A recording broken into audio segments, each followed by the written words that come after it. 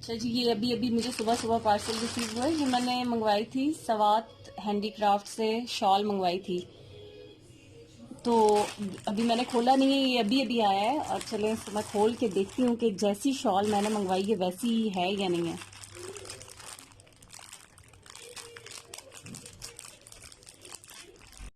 बिस्मिल्लाहिर्रहमानिर्रहीम, अस्सलाम वालेकुम। क्या हाल है आप सब लोगों का? उम्मीद करती हूँ कि सब खैरियत से होंगे और अल्लाह ताला सबको खैरियत से रखे, खुश रखे, आबाद रखे। और ये जी सुबह का टाइम है, बहुत अर्ली मॉर्निंग नहीं है, 10 साढ़े 10 बजे का टाइम है। और सुबह सुबह आज मैं इतनी खुश हुई हूँ ना सुबह सुबह देखकर, क्योंकि मैंने ये शॉल की थी, ऑनलाइन मंगवाई थी।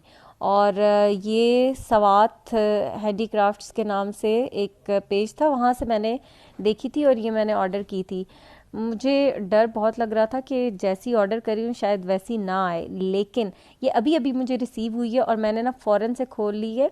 और देख के इतनी मुझे खुशी हुई है कि मैंने सोचा आपसे भी शेयर करती चलूँ कि ये बिल्कुल वैसी ही थी जो पेज पे थी और जैसी मैंने मंगवाई थी, और बहुत अच्छी क्वालिटी की ये शॉल है और बहुत ही खूबसूरत, मुझे बहुत पसंद आई है।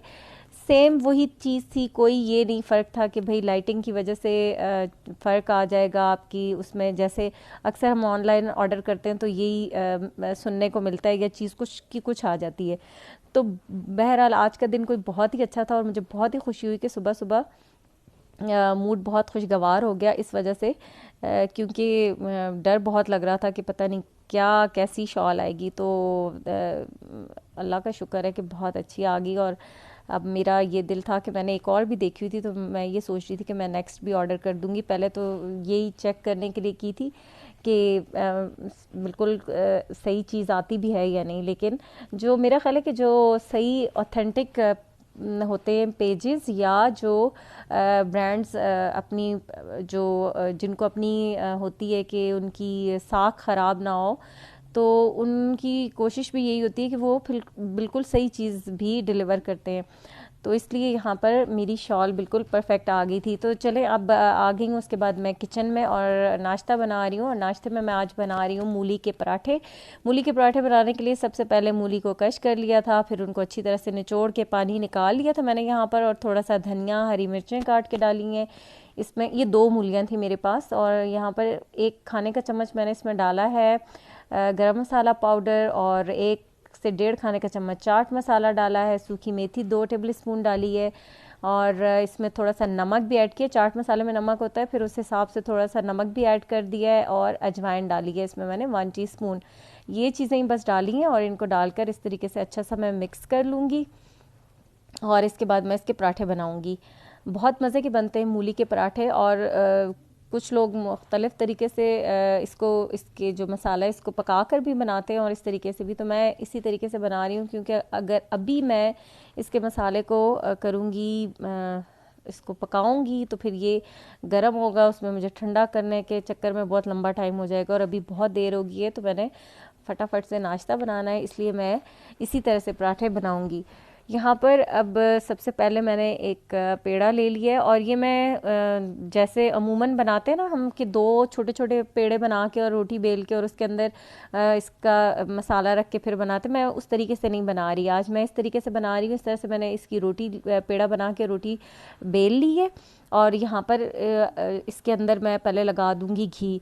अगर लगाना चाहते हैं आप तो लगाएं, नहीं लगाना चाहते तो सिंपली इसमें बैटर रख दें। लेकिन मैं इसलिए इसमें रख रही हूँ कि इस तरह से अंदर से बड़े अच्छे क्रिस्पी से और मज़ेदार से बनेंगे पराठे। तो अब इसमें ये मसाला इसका मैं डाल रही हूँ। मुझे चूँकि अच्छी फिलिंग, पराठे ऐसे पसंद होते हैं कि उनमें ना फिलिंग अगर डाल रहे हैं तो बहुत ज़्यादा आए, ये नहीं कि उसके किनारों पे हो ही ना, और रूखा रूखा सा पराठा और बीच में दरमियान। तो मैंने अच्छी खासी इसमें फिलिंग भी डाल दी है। और इस तरीके से जब इसमें फिलिंग डाल के बनाओ ना, जैसे कचौरी में आप फिलिंग डालते, तो उसके चारों साइडों पे पूरे पराठे में फिलिंग इक्वली डिस्ट्रीब्यूट हो जाती है। अब यहाँ पर इसको मैं बेलन की मदद से बेल लूँगी, और जहाँ पर छोटे छोटे हो गए सुराख वहाँ मैं चेपियाँ लगा लूँगी। हाँ, यानी कि ये जो ऊपर हो गया ना, तो इसमें मैं थोड़ा सा आटा ऊपर इस तरह से लगा के, ताकि इसका बैटर बाहर ना आए। तो आटे की चेपी वो ऐसे थोड़े से हैक्स करने पड़ते हैं। अब यहाँ पर आटा नहीं, पराठा मैंने तवे पे डाल दिया है और घी के साथ ही मैं बना रही हूँ। चाय भी पकने के लिए रख दी और पराठे बन रहे हैं, लेकिन यहाँ भी पराठे बनने में थोड़ा सा मुझे टाइम लगा क्योंकि इस टाइम पर भी गैस जो थी वो कम हो गई थी। और लेकिन पराठे बहुत मज़ेदार से बन गए थे। और मूली के पराठे हों, गोभी के, आलू के, सर्दियों में बहुत मज़ा आता है पराठे खाने का। और ख़ुद ब खुद पता नहीं दिल चाहता है, क्रेविंग होती है, भूख लगी भी ना हो आपको लेकिन ना दिल करता है। सर्दी की वजह से शायद इस तरह से होता है कि फिर इस तरह के खाने खाने का बहुत दिल करता है। तो नाश्ता कर लिया था। नाश्ता करने के बाद मैंने सोचा कि थोड़ी देर बाहर बैठा जाए धूप में, और मैंने अपने हाथों का कुछ करना था क्योंकि मैंने कल आपके साथ शेयर किया था कि मैंने वो जो कढ़ाई धोई थी उसकी वजह से ना हाथों की के जो किनारे थे नेल्स के, इनके किनारों पे वो कालक सी वो उतरने का नाम ही नहीं ले रही थी किसी चीज़ से। तो मैंने थोड़ा सा सोचा कि इसको ना मैं ब्लीच लगा के और इनको साफ़ करती हूँ। तो मैंने ये ब्लीच क्रीम ली है और इसको मैं पूरे हाथों पे लगाकर थोड़ा सा इंतज़ार करूँगी और फिर उसके बाद ना इसको मसाज करके, मेरी कोशिश ये थी कि ये जो मेहंदी भी अब उतरने वाली हुई हुई है ना ये भी साफ़ हो जाए। पता नहीं पहले पहले मेहंदी लगाते थे इतनी अच्छी होती थी कि वो आहिस्ता जब उतरती थी तो इतनी गंदी गंदी नहीं लगती थी। अब तो ये जब उतरने पे आती है तो इतनी अजीब से हाथ हो रहे होते हैं, इतने गंदे लग रहे होते हैं ना, उस वक्त दिल करता है लगाई क्यों थी। लेकिन फिर ज़ाहिर अच्छी भी लगती है और जब कोई इस तरह का मौका हो तो लगाते भी हैं, दिल भी करता है। लेकिन ये उतरती बहुत बुरे तरीके से, ये इमरजेंसी कोन जो होती है ना, इसका कलर तो बहुत जल्दी आ भी जाता है, बहुत अच्छा रंग आता है, लेकिन अब जब उतरती है तो उस वक्त बहुत ही गंदे हाथ हो जाते हैं। तो मैं ब्लीच लगाकर यही कोशिश कर रही थी कि वो जो हाथ एक तो कालक की वजह से ख़राब हुए वो भी रिमूव हो जाए और ये वाली मेहंदी भी रिमूव हो जाए, साफ़ हो जाए हाथ।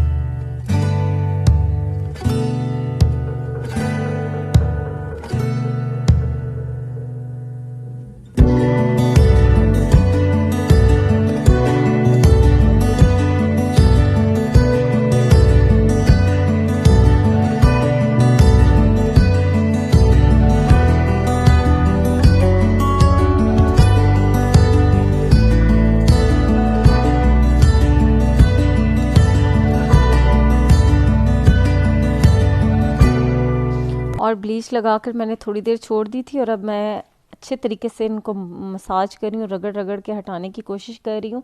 हाथ तो साफ़ हो गए, जो नेल्स के इर्द गिर्द जो उसमें फंस गई थी, जो कालक सी फंसी हुई थी, वो तो बिल्कुल साफ़ हो गए। मेहंदी पूरी तरह से नहीं उतरी लेकिन काफ़ी हल्की हो गई है।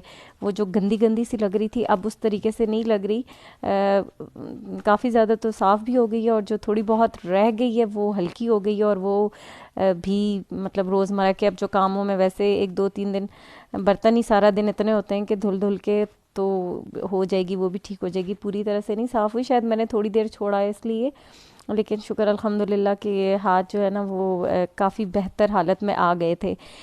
तो बस यही थी आज की वीडियो और यही था, यानी कि आज का व्लॉग इतना ही था जो कि आपके साथ शेयर किया है। उम्मीद करती हूँ कि आज की वीडियो आपको पसंद आई होगी और अगर वीडियो पसंद आए तो प्लीज़ लाइक ज़रूर कीजिएगा, कमेंट करें और फीडबैक दें चैनल को सब्सक्राइब करें, दुआ में याद रखें। इसी के साथ आपसे चाहूँगी इजाज़त अगले व्लॉग तक के लिए। अल्लाह हाफिज़।